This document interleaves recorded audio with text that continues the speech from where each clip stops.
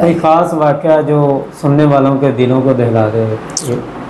Abdul mannan भाई, मैं ना उधर जलालपुर से करीब लोधरा है बस्ती, तो वहाँ पर मेरे रिश्तेदार हैं, ससुराल भी मेरा उधर है। तो मैं रात को उधर आ गया तो मुझे कॉल आई, जी आप किधर हैं? मैंने बताया कि मेरी इस वक्त लोकेशन ये है।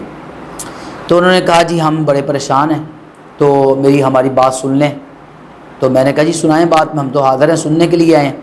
उन्होंने कहा जी हमारे अचानक पानी आया है, तो हर तरफ पानी खड़ा है इस वक्त। मेरी वालदा बूढ़ी हैं, उनसे चला नहीं जाता, उनके जो घुटने हैं ना वो गैंठिया की वजह से बिल्कुल जुड़े हुए हैं, जमे हुए हैं।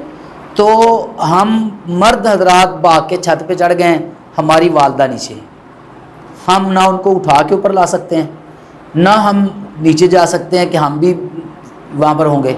तो इस हालत और कैफियत में यानी माँ को हम वहाँ पर नीचे छोड़कर ऊपर बैठे हुए हैं और हमसे ये बर्दाश्त नहीं हो रहा। अल्लाह के लिए आप कश्ती का बंदोबस्त करें और लेके आएँ और हमारी वालदा को वहाँ से निकालें और हमें यहाँ से निकालें, नहीं तो फिर हमारी लाशें निकालनी पड़ेंगी।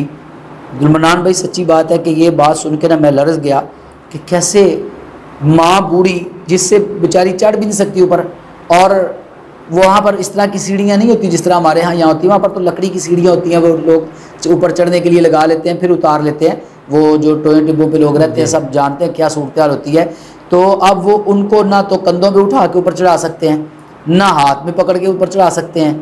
तो अब माँ नीचे है, बच्चे ऊपर हैं, अब वो किस दर्द में है, अब वो बेबस हैं, ठीक है वो। तो फिर मैंने वहाँ पर हमारे कारी अब्दुल कुद्दूस साहब थे, मैंने फ़ौरी उनसे रब्ता किया जो उस इलाके में काम कर रहे थे, कश्ती चला रहे थे। तो फिर हमने उनसे कहा और अल्हम्दुलिल्लाह फिर हमने उस फैमिली को रेस्क्यू किया और अल्हम्दुलिल्लाह बचा के लेके बाहर आए। तो उन्होंने बड़ी दुआएं दी। तो ये ऐसा वाक़या था जिसने मुझे हिला के रख दिया है कि माँ और बच्चों की बेबसी, ये बड़ी तकलीफ़ दे बात थी।